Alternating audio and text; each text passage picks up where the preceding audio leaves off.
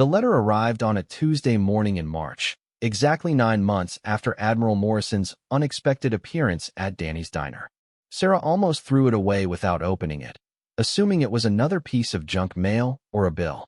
But the official Department of Defense seal in the corner made her pause. She opened it carefully, expecting some routine communication about her veteran benefits. Instead, she found herself reading an invitation that took her breath away. "Dear Staff Sergeant Martinez," the letter began. "You are cordially invited to attend the annual Heroes Recognition Ceremony at the Pentagon, where you will be honored alongside other distinguished veterans who have demonstrated exceptional service both during and after their military careers." Sarah read the letter 3 times before the words fully sank in. The ceremony was in 6 weeks, and, according to the details, she was being recognized specifically for her work with veteran mentorship and crisis intervention in Nevada.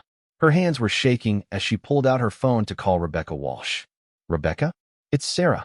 I just got the strangest letter from the Department of Defense." "Oh good, it arrived. I was wondering when you'd get it." Sarah sat down heavily on her couch. "You knew about this?"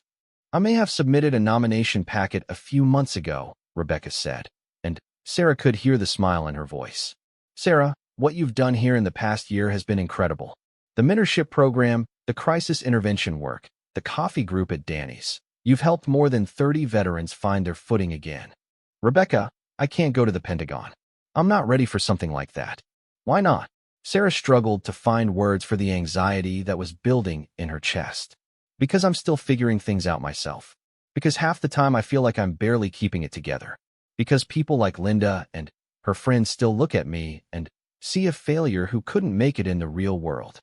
"Sarah, listen to me," Rebecca said firmly. "Linda and her friends are irrelevant. What matters is that you took your pain and turned it into purpose. You took your struggles and used them to help other people navigate theirs. That's exactly the kind of post-service leadership our country needs to recognize." After they hung up, Sarah sat staring at the invitation for a long time. The ceremony was being held to honor veterans who had made significant contributions to their communities after their military service. She would be joined by a former Marine who had started a nonprofit helping homeless veterans, an Air Force veteran who had become a teacher in underserved communities, and a Navy veteran who had founded a program connecting service members with service dogs. The more she thought about it, the more surreal it seemed. A year ago, she had been hiding behind the anonymity of a truck stop diner, hoping no one would ask about her past. Now she was being invited to the Pentagon to be honored for her work helping fellow veterans. That afternoon at Danny's diner, Sarah was moving through her shift in a daze when Danny noticed her distraction. "You've been a million miles away all day," he said during a slow period. "Everything okay?" Sarah showed him the invitation. Danny read it carefully, then looked up at her with a huge grin. "Sarah, this is incredible. You're going to the Pentagon." "I don't know if I'm going at all," Sarah replied. "I'm not sure I'm ready for something like this." "Not ready?" Danny looked genuinely confused. "Sarah," in the past, the silence stretched for what felt like an eternity before Commander Rodriguez made his decision. With a subtle hand signal, he directed his team to spread out further, effectively blocking all possible escape routes from the corridor. Sarah noticed the movement immediately, her combat-trained mind automatically cataloging each SEAL's position and equipment. "Sergeant Williams," Commander Rodriguez said without taking his eyes off Sarah, "escort Dr. Chin back to his office. This conversation is now classified." Dr. Chin started to protest, but one look at Sergeant Williams' expression convinced him that resistance would be futile. As they walked away, Sarah caught the doctor's eye and saw genuine concern there. Whatever was happening, he hadn't been fully briefed on the true nature of this operation. With the doctor gone, the atmosphere in the corridor became noticeably more tense. Sarah found herself facing 5 Navy SEALs, all of them experienced professionals who had been trained to handle exactly this type of situation. But they were also operating on assumptions about her capabilities that might prove to be incorrect. "Lieutenant Martinez," Commander Rodriguez began again, his tone now entirely businesslike. "I'm going to ask you one more time to cooperate voluntarily. Turn over the drive and any other materials you removed from that compound. And this can end quietly with no permanent damage to your career." Sarah shifted her weight slightly, testing the range of motion in her injured shoulder. The pain was still significant, but she had full use of her right arm, and her legs were completely functional. More importantly, these men were treating her as a wounded patient rather than a potential threat, which gave her certain tactical advantages. "And if I refuse?" Sarah asked, though she already knew the answer. Commander Rodriguez exchanged glances with his team members before responding. "Then, we'll be forced to treat this as a security breach and respond accordingly. I don't think either of us wants that outcome." What Commander Rodriguez didn't realize was that Sarah had been expecting this confrontation since the moment she had been transferred to this facility. The unusual security measures, the isolation from her normal chain of command, and the presence of Navy SEALs at what was supposedly a routine medical facility had all been warning signs that she had been preparing for. During her 3 days of supposed recovery, Sarah had been conducting her own reconnaissance of the facility. She knew the layout of the building, the location of security cameras, and the shift patterns of the staff. She had also been carefully observing the SEALs, noting their habits, their equipment, and their standard operating procedures. Most importantly, she had been preparing for the possibility that she might need to escape from this facility. The portable drive wasn't the only thing she had taken from the compound in Afghanistan. She had also retrieved several other items that these men didn't know about, items that could prove even more valuable than the digital intelligence they were so desperate to recover. "Commander," Sarah said, making her decision, "I need you to answer one question for me. How did you know about the drive?" The question clearly caught Rodriguez off guard. His expression flickered for just a moment before he regained his composure. "That information is classified." But that momentary hesitation told Sarah everything she needed to know. There was only one way these SEALs could have known about the drive with such certainty. Someone else had been in that compound after her unit had left, someone who had conducted their own search and discovered evidence of what she had taken. The implications were staggering.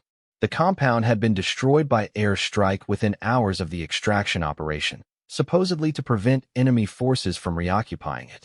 If someone had searched it after the strike was ordered, but before it was carried out, that suggested a level of coordination and planning that went far beyond normal military operations. "You had someone else in that compound," Sarah said, the pieces falling into place in her mind. "Someone went back after we left, but before the airstrike. They found evidence that documents had been removed, and they traced it back to me." Commander Rodriguez's expression hardened. "Lieutenant, you're speculating about matters beyond your security clearance." Sarah pressed her advantage. "The official mission report says the compound was destroyed immediately after our extraction to prevent intelligence recovery by enemy forces. But that wasn't true, was it? Someone needed time to conduct their own search, which means the airstrike was delayed. Which means someone with significant authority was involved in this operation from the beginning." The SEALs were becoming visibly agitated by her line of questioning. Sarah could see them growing more tense, their hands moving closer to their weapons. She was clearly getting close to information they didn't want her to have, which confirmed her suspicions about the true nature of this situation. "What was really in that basement, Commander?" Sarah continued, knowing she was pushing her luck, but needing to understand what she had stumbled into. "Because whatever I photographed was important enough for someone to orchestrate this entire operation just to get it back." Sergeant Williams, the younger SEAL who had spoken earlier, stepped forward aggressively. "Ma'am, you need to stop asking questions and start providing answers. We know you have classified material that doesn't belong to you, and we're authorized to recover it by any means necessary." Sarah noted the specific wording of his threat. "Authorized by whom, Sergeant?" "Because last time I checked, Navy SEALs don't have jurisdiction over Army personnel, especially on American soil." The question hit its mark. Commander Rodriguez's jaw tightened, and Sarah could see him weighing his options. Whatever authorization they had been given, it wasn't as clear-cut as they were pretending. There were legal and political complications to this situation that they were hoping to avoid by securing her cooperation. "Lieutenant," Rodriguez said finally, "you're in possession of intelligence that could compromise ongoing operations and endanger American lives. That gives us all the authorization we need." Sarah laughed, a sound that seemed to surprise the SEALs. "Commander, I've been in the Army for 8 years. I've been through more security briefings than I can count. And I know the difference between legitimate intelligence recovery and an unauthorized operation. The truth was becoming clear to Sarah. This wasn't an official military operation at all, at least not in any way that would stand up to scrutiny. These SEALs might be genuine, but they were operating under orders that came from outside normal military channels. Someone with significant resources and influence was using them to recover intelligence that could expose something they wanted to keep hidden. You know what I think? Sarah continued, her confidence growing as she read the reactions of the men surrounding her. I think whatever I found in that basement wasn't just Taliban intelligence. I think it was evidence of something much bigger, something that certain people in our own government are involved in. Sergeant Williams started to move toward her, but Commander Rodriguez held up a hand to stop him. That's enough speculation, Lieutenant. You have 60 seconds to tell us where the drive is, or we're going to search this entire facility until we find it. Sarah made her decision. These men weren't going to let her walk out of this facility voluntarily, regardless of what she told them.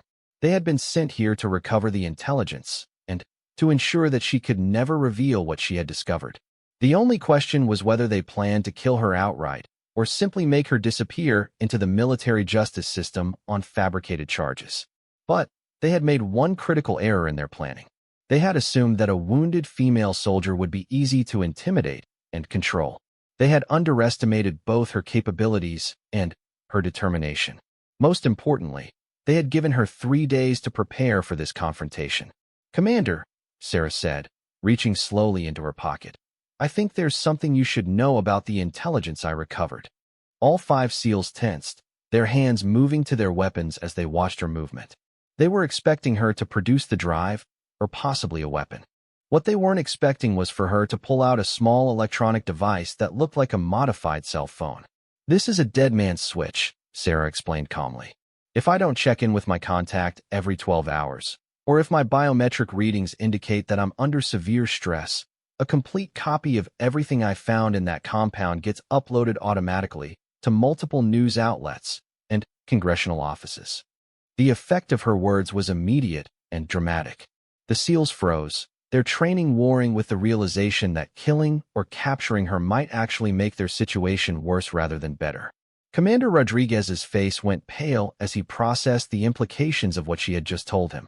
You're bluffing, he said, but his voice lacked conviction. Sarah smiled grimly.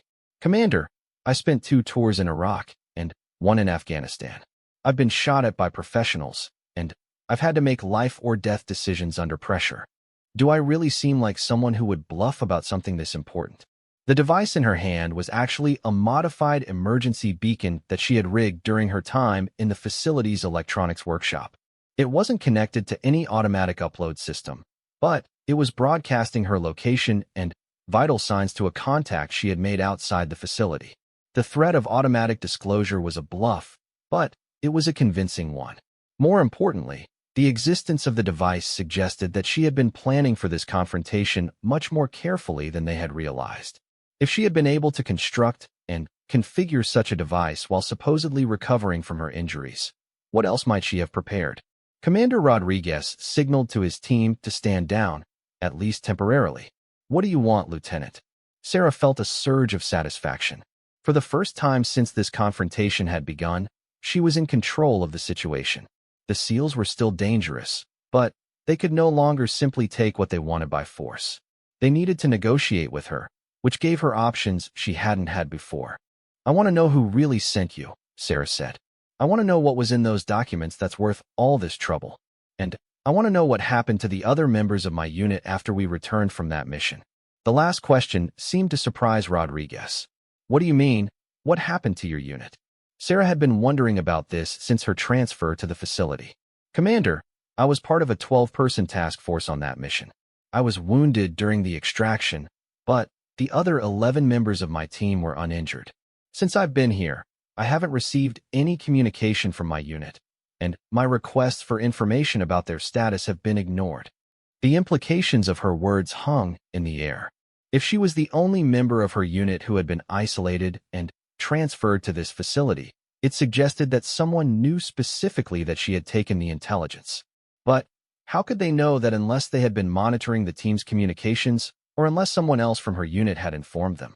Commander Rodriguez's expression became even more troubled. Lieutenant, that's not information I'm authorized to discuss. Sarah pressed her advantage. Then, get someone who is authorized. But Commander Rodriguez stepped back and activated a secure communication device, speaking in hushed tones to someone on the other end.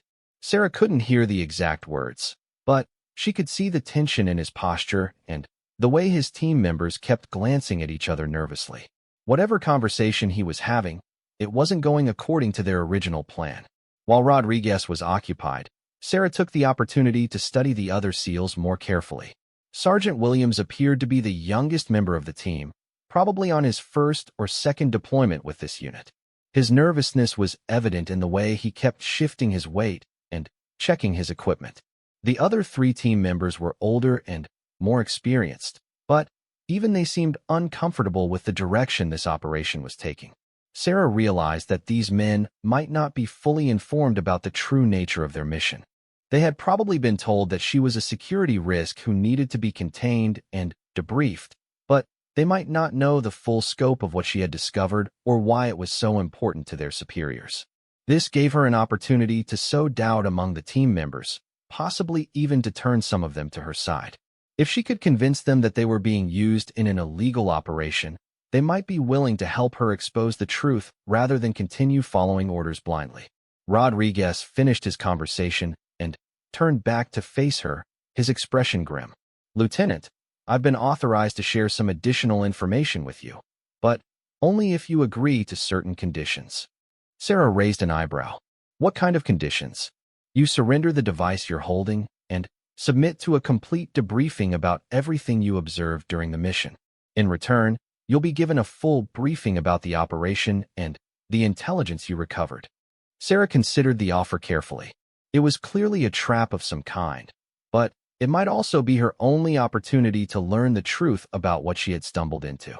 The fact that Rodriguez had received authorization to share classified information suggested that someone higher up the chain of command was now involved in this situation. I'll need some assurances, Sarah said finally. I want to speak with my commanding officer directly, and I want a written guarantee that I won't face any disciplinary action for my actions during this incident. Rodriguez shook his head. Those conditions are unacceptable. The information we're willing to share is highly classified, and we need your complete cooperation before we can proceed. Sarah had expected this response. Commander, I think you're misunderstanding something fundamental about this situation. I'm not just trying to protect myself here. I'm trying to protect information that could expose serious wrongdoing by people in positions of power. If you want my cooperation, you need to give me a reason to trust you. The deadlock continued, but Sarah could see that Rodriguez was under increasing pressure to resolve the situation. The longer this confrontation continued, the more likely it became that other personnel at the facility would become aware of what was happening. That could create complications for whatever covert operation was behind this incident. Sergeant Williams suddenly stepped forward, his young face showing obvious conflict. Ma'am, can I ask you something? You said you were wondering about the other members of your unit. What exactly are you concerned about? Rodriguez shot Williams a sharp look, but the sergeant continued. Because we were told that you were the only one who had access to the classified material in question. We were told that the rest of your unit was clean and had been returned to normal duty. Sarah felt her blood run cold. Sergeant, that's not possible. During the compound search, my entire team had access to the basement area where I found the documents. If I was able to photograph and copy files, any of them could have done the same thing. The implication hit all of the SEALs simultaneously. If Sarah wasn't the only one who had potentially compromised intelligence, then this operation was much larger and more complex than they had been told. It also raised serious questions about why she had been singled out for this treatment while the rest of her unit had been allowed to return to their regular assignments. Williams looked increasingly troubled. Ma'am, are you saying that someone specifically identified you as having taken classified material, even though other members of your unit had the same access? Sarah nodded grimly. Sergeant, I'm starting to think that someone wanted me isolated and silenced, and that the intelligence I recovered is just an excuse. The real question is why someone would go to such lengths to target me specifically. Commander Rodriguez realized that the conversation was spiraling out of his control. His team members were beginning to question the mission parameters, and Sarah was successfully planting seeds of doubt about the legitimacy of their orders. He needed to regain control of the situation before it deteriorated further. "That's enough speculation," Rodriguez said firmly. "Sergeant Williams, return to your position. Lieutenant Martinez, you have 60 seconds to surrender that device and submit to debriefing, or we're going to treat this as a hostile situation." Sarah could see that Rodriguez was preparing to end the negotiations and resort to force.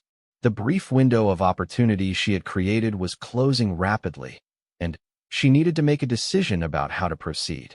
The device in her hand was her only leverage, but it was also a bluff that would be exposed the moment they took it from her.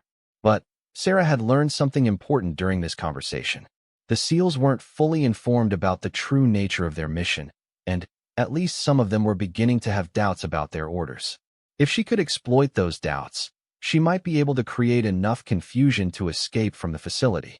"Commander," Sarah said, making her final gambit, "before you decide to use force against a wounded American soldier, I think you should know that I wasn't the only one who took intelligence from that compound." The statement hit the SEALs like a bombshell. Rodriguez froze, his hand halfway to his weapon. "What are you talking about?" Sarah pressed her advantage. "I saw someone else in that basement, Commander. Someone who wasn't part of my unit. Someone who was already there when we arrived. They were searching through the same files I photographed, and they left with a briefcase full of documents." The lie was carefully calculated. Sarah knew that if there had been another party at the compound, it would explain how these SEALs knew so much about what she had taken. It would also suggest that the intelligence she possessed might not be the only copy in existence, which could change the strategic importance of recovering her materials. Sergeant Williams was the first to react. "Ma'am, are you saying there was someone else at the compound who wasn't part of the official mission?" Sarah nodded, embellishing the lie with carefully chosen details. "A civilian contractor, working for some government agency I didn't recognize. He had access to the compound before our arrival, and he was conducting his own intelligence-gathering operation." The implication was clear. If there had been a civilian contractor at the compound, it suggested that multiple government agencies were involved in this operation, possibly working at cross purposes. It also raised questions about why the SEALs hadn't been informed about other intelligence assets in the area. Commander Rodriguez's face had gone pale. If Sarah was telling the truth, it meant that his team was operating with incomplete information about a much more complex situation. It also meant that the intelligence they were trying to recover might already be in the hands of other parties. "Describe this contractor," Rodriguez demanded. Sarah provided a detailed description of a fictional individual, drawing on her knowledge of typical government contractors and intelligence operatives. She made the description specific enough to be believable, but generic enough that it couldn't be easily verified or disproven. The SEALs were clearly shaken by this revelation. They had been operating under the assumption that Sarah was the only person who had compromised intelligence from the compound. The possibility that other parties were involved completely changed the strategic landscape of their mission. Rodriguez activated his communication device again, this time speaking more urgently to whoever was on the other end. Sarah could hear fragments of the conversation, including references to additional assets and mission parameters. It was clear that this new information was causing significant concern among Rodriguez's superiors. While Rodriguez was occupied with his communication, Sarah noticed that Sergeant Williams was watching her with obvious doubt. The young SEAL was clearly struggling with the implications of what she had told them, and she could see that he was beginning to question the legitimacy of their mission. Sarah decided to take a calculated risk. "Sergeant," she said quietly, "has anyone explained to you why this mission is being conducted outside normal military channels? Has anyone told you why Navy SEALs are being used to interrogate an Army officer on American soil?" Williams glanced nervously at his teammates before responding. "Ma'am, we were told this was a matter of national security that required immediate action." Sarah nodded sympathetically. "Sergeant, I've been in the military. The transfer order changed everything." Sarah realized that once she was moved to a secure facility, she would lose any chance of exposing what she had discovered. She would disappear into the black world of classified detention, where people could be held indefinitely without trial or legal representation. Her only chance was to act now, while she still had some leverage and mobility. "Commander," Sarah said, her voice steady despite the adrenaline coursing through her system, "I think you should know that the contractor I mentioned isn't the only complication in this situation." Rodriguez paused in his preparations for her transfer. "What do you mean?" Sarah took a deep breath, preparing to play her final card. "The device I'm holding isn't just a dead man's switch. It's also recording everything that's happening in this corridor, and that recording is being transmitted in real time to a secure server outside military jurisdiction." The effect was immediate.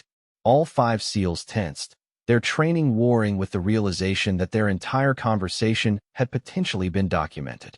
If Sarah was telling the truth, then there was already evidence of their involvement in what could be construed as an illegal operation against an American soldier. Rodriguez's face flushed with anger. "You're lying. That device doesn't have the capability for real-time transmission." Sarah smiled grimly. "Commander, I had 3 days to modify this equipment using parts from the facility's electronics workshop. I also had access to the medical equipment's wireless network, which provided me with the bandwidth I needed for data transmission." The technical details were plausible enough to be believable. Sarah had indeed spent time in the facility's workshop, ostensibly for occupational therapy, to help with her recovery. What the staff hadn't realized was that she had been using that access to gather components and tools that could be useful if she needed to defend herself. Sergeant Williams looked increasingly agitated. "Ma'am, if what you're saying is true, then this entire operation has been compromised from the beginning." Sarah nodded. "Sergeant, that's exactly what I'm saying. Everything that's happened in this corridor, including Commander Rodriguez's orders to transfer me to a black site facility, has been documented and transmitted to parties outside military control." The implications were staggering. If there was indeed a recording of their conversation, it would provide evidence of an unauthorized military operation conducted on American soil against an American soldier. It would also document threats of indefinite detention and interrogation without due process. Commander Rodriguez was clearly struggling to maintain control of a rapidly deteriorating situation. His original mission had been to quietly recover classified intelligence and ensure that a potential security breach was contained. Instead, he now faced the possibility that his team's actions were being broadcast to unknown parties who could use the information to expose the entire operation. "Who are you transmitting to?" Rodriguez demanded. Sarah had expected this question. "Let's just say that there are people in the media and in Congress who are very interested in stories about military overreach and abuse of power. People who would be fascinated to learn about Navy SEALs being used to intimidate wounded soldiers." The mention of media and congressional oversight clearly hit its mark. Rodriguez and his team were career military officers who understood the political implications of their actions. If their involvement in this operation became public, it could end their careers and possibly result in criminal charges. But Sarah could see that Rodriguez was also calculating the risks of different courses of action. He might decide that the potential exposure was worth the risk if it meant recovering the intelligence she possessed. Alternatively, he might conclude that eliminating the source of the transmission was more important than following his original orders. Sarah realized she needed to give the SEALs an alternative to either arresting her or silencing her permanently. "Commander, I have a proposition for you." Rodriguez raised an eyebrow, but didn't respond. "I'm willing to share the intelligence I recovered, but only if you help me get it to people who can be trusted to use it appropriately. People who aren't part of whatever conspiracy sent you here in the first place." Sergeant Williams stepped forward before Rodriguez could respond. "Ma'am, are you asking us to disobey our orders?" Sarah looked the young sergeant in the eye. "I'm asking you to remember your oath to defend the Constitution against all enemies, foreign and domestic.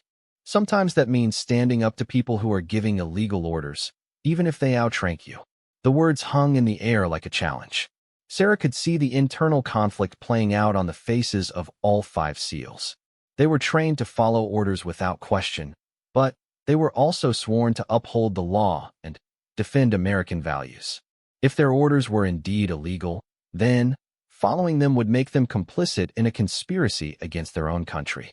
Rodriguez finally spoke, his voice tight with controlled anger. "Lieutenant, You're asking my team to commit treason based on your unsupported allegations about the legitimacy of this operation. Sarah shook her head. Commander, I'm asking them to think about why Navy SEALs are being used to intimidate an injured soldier instead of being deployed against actual enemies of the United States. I'm asking them to consider why this operation is being conducted outside normal military channels and why you've been authorized to transfer me to a black site facility. The questions were hitting their mark. Sarah could see doubt spreading among the team members as they considered the unusual aspects of their mission. Rodriguez had clearly not provided them with a full briefing about the operation, which was itself a red flag for experienced special operations personnel. The lights in the corridor flickered again, this time staying dim for several seconds before returning to full brightness. The electrical system was clearly struggling with the storm outside, but Sarah couldn't help but see it as a metaphor for the instability of the entire situation. During the brief period of reduced lighting, Sarah noticed movement at the far end of the corridor. Dr. Chun had returned, and he wasn't alone. Several members of the medical staff were with him, along with what appeared to be security personnel from the facility's regular staff.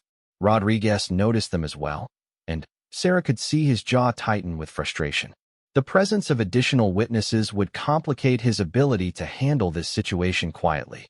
Whatever authority he had been given to operate in this facility, it apparently didn't extend to controlling all of the personnel who might observe his actions.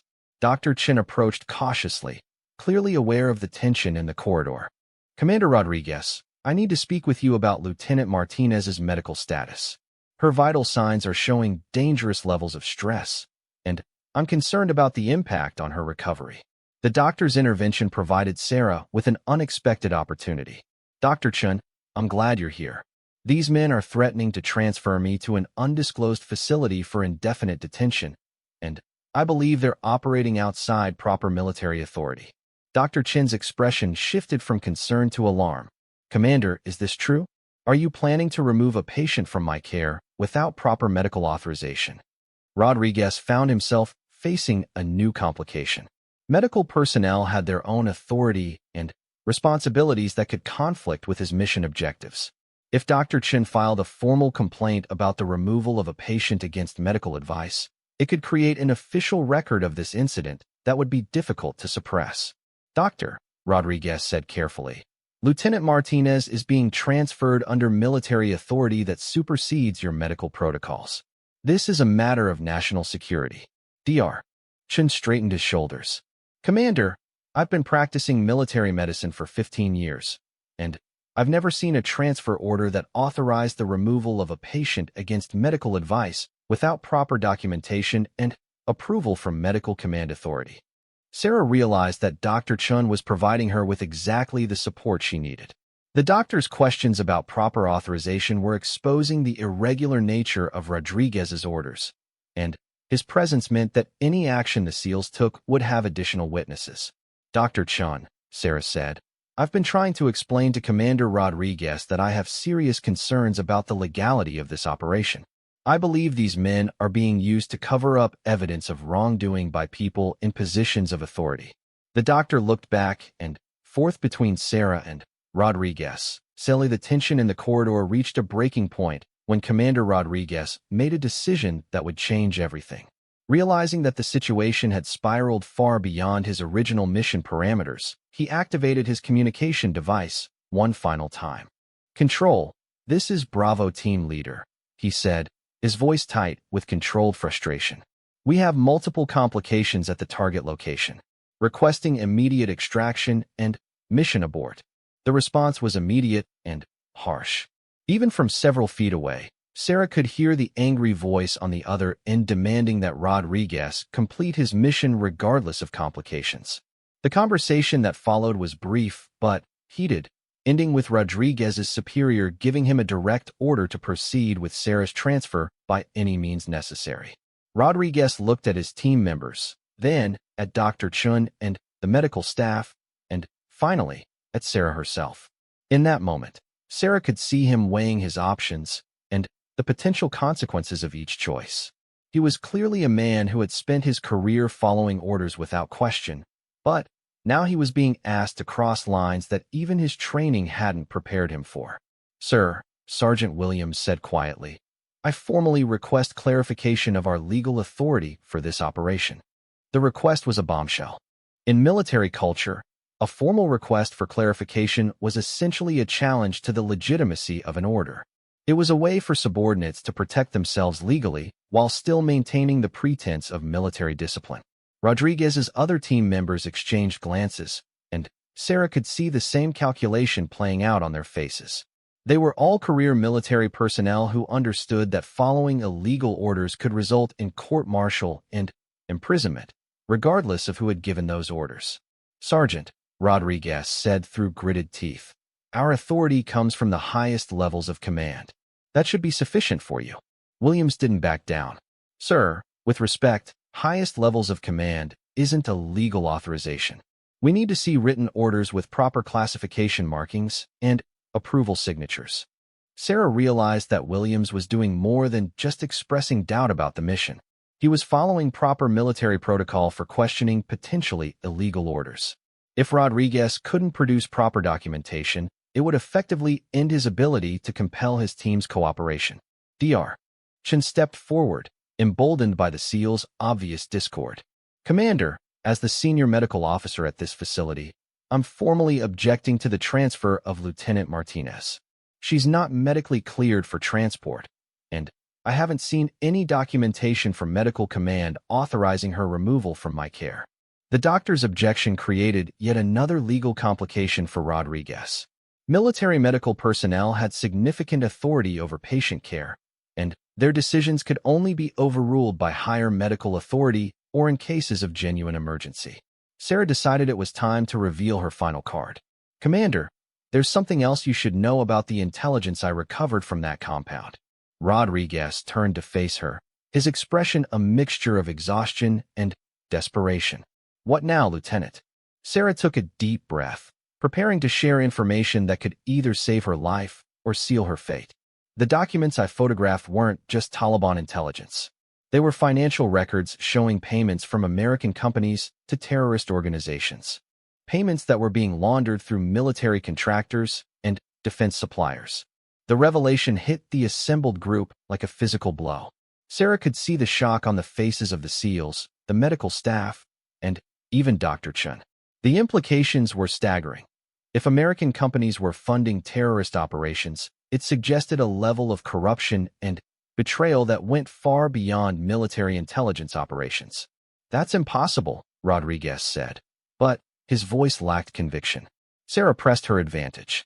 Commander, why do you think someone would go to such lengths to recover this intelligence? Why would they be willing to operate outside legal channels and risk exposing their entire operation? It's because the information I have could bring down some very powerful people. Sergeant Williams looked like he was going to be sick. Ma'am, are you saying that American companies are funding the same terrorists we're fighting in Afghanistan? Sarah nodded grimly. Sergeant, I'm saying that some people have been making enormous profits from this war, and they don't want it to end. The documents I photographed show a pattern of payments that stretches back years, involving major defense contractors and even some government officials. The pieces were falling into place for everyone in the corridor. If Sarah was telling the truth, it explained why this operation was being conducted outside normal channels. It explained why Navy SEALs were being used against an American soldier. And it explained why someone was willing to risk so much to recover or suppress this intelligence. Commander Rodriguez's communication device crackled to life, and his superior's voice filled the corridor with angry demands for a status update. Rodriguez looked at the device, then at his team members, and then at Sarah. In that moment, Sarah could see him making a decision that would define the rest of his career. Instead of answering the communication, Rodriguez turned off the device and looked at his team. Gentlemen, I think we need to have a serious conversation about our mission parameters.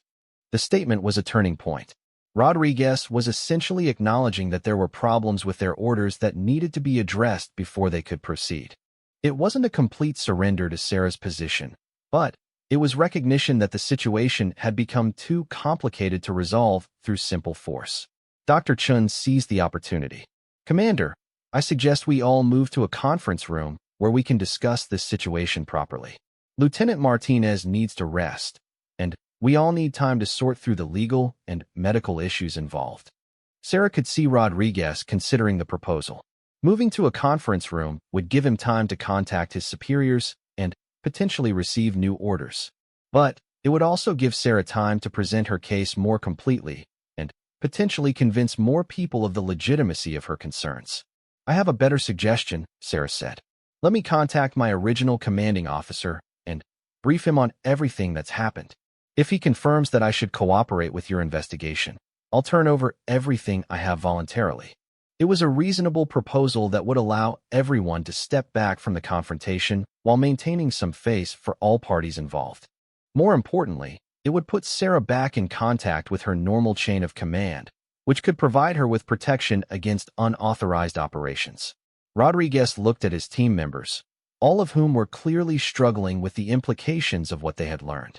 Sergeant Williams nodded slightly, indicating his support for Sarah's proposal. The other team members remained silent, but their body language suggested that they were no longer committed to following Rodriguez's original orders. Lieutenant, Rodriguez said finally, I'll allow you to contact your commanding officer, but only under supervised conditions. And if he doesn't confirm your story, we'll proceed with the original mission parameters. Sarah felt a surge of relief. It wasn't complete victory, but it was a significant step toward resolving the situation without violence.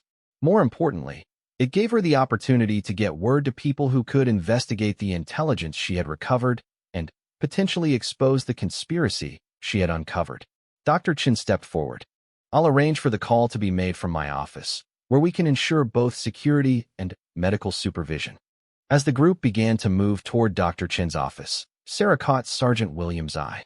The young SEAL looked troubled but determined, and she could see that her revelations had fundamentally changed his perspective on their mission.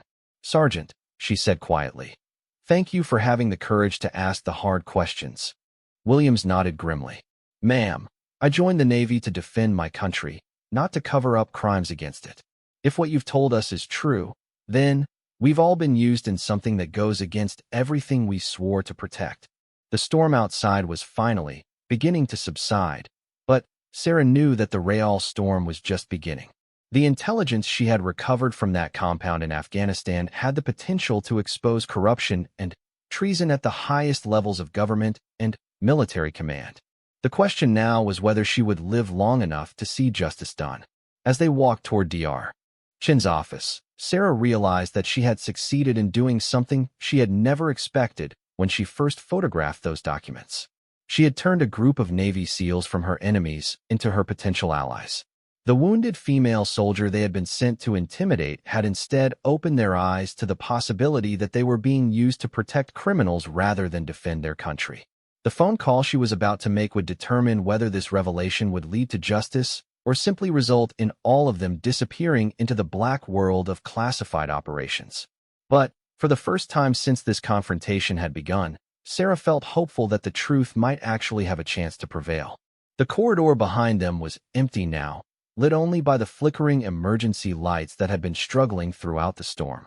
But the real illumination had come from the courage of people willing to question authority and stand up for what was right, even when it meant risking their careers and their lives. Sarah Martinez had entered this facility as a wounded soldier carrying dangerous secrets. She was leaving as something much more significant, a whistleblower whose courage had inspired others to join her in the fight for truth and justice. The Navy SEALs had realized their mistake, but it wasn't the mistake they had originally thought they were making.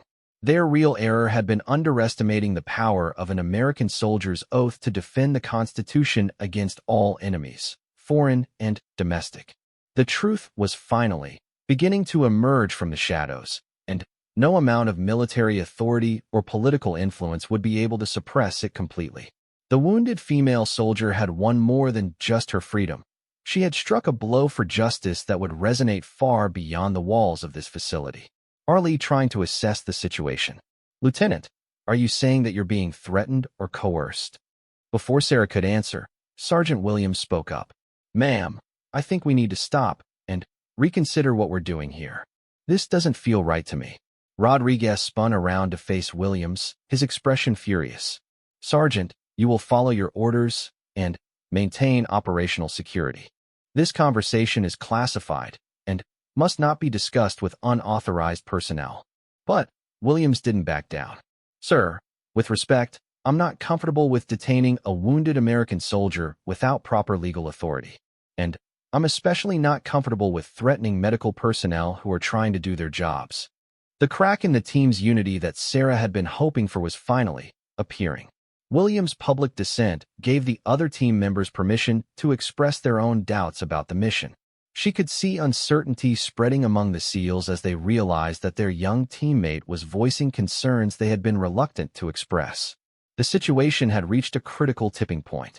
Rodriguez's authority was being challenged by his own team members. Medical personnel were demanding proper documentation for the transfer, and Sarah had managed to create enough confusion and doubt to prevent the quiet resolution that his superiors had been expecting. But Sarah knew that Rodriguez still had options available to him, including the use of force to complete his mission regardless of the complications. The next few minutes would determine whether this confrontation would end with her transfer to a black site facility or whether she would succeed in exposing the conspiracy that had targeted her. The storm outside showed no signs of abating, and the electrical system continued to flicker ominously. Inside the medical facility, the real storm was just beginning to reach its peak intensity, long enough to know the difference between legitimate national security operations and something else entirely. Have you considered the possibility that you and your team are being used to cover up something that your superiors don't want exposed? The seed of doubt that Sarah had planted was clearly taking root. Williams looked increasingly uncomfortable, and she could see similar expressions of uncertainty on the faces of the other team members. They were beginning to realize that they might be involved in something much more complicated and potentially illegal than they had been told. Commander Rodriguez finished his conversation and turned back to face the group, his expression darker than before. Lieutenant Martinez, I've received updated orders regarding your situation. You're to be transferred immediately to a secure facility for extended debriefing. Sarah felt her heart sink. An extended debriefing at a secure facility was military euphemism for indefinite detention and interrogation. Whatever she had said about the fictional contractor had apparently convinced Rodriguez's superiors that she was too dangerous to be allowed to remain in the general population. But Sarah wasn't ready to surrender yet. She still had cards to play, and she was determined to find a way out of this situation. The next few minutes would determine whether she would spend the rest of her military career in a classified detention facility or whether she would find a way to expose the truth about what she had discovered in Afghanistan. The storm outside had intensified, and the lights in the corridor flickered ominously. Sarah couldn't help but see it as an omen of the turbulent events that were about to unfold. Right now, I'm starting to think that whatever was in that compound is connected to some very dangerous people, and I'm beginning to wonder if my own government can be trusted with this intelligence. The standoff continued, but the dynamic had shifted dramatically. Sarah was no longer just a wounded soldier being interrogated by Special Forces operators. She was a potential whistleblower with information that could expose a covert operation involving multiple levels of government and military authority. The rain continued to pound against the windows, but inside the corridor, a different kind of storm was gathering momentum.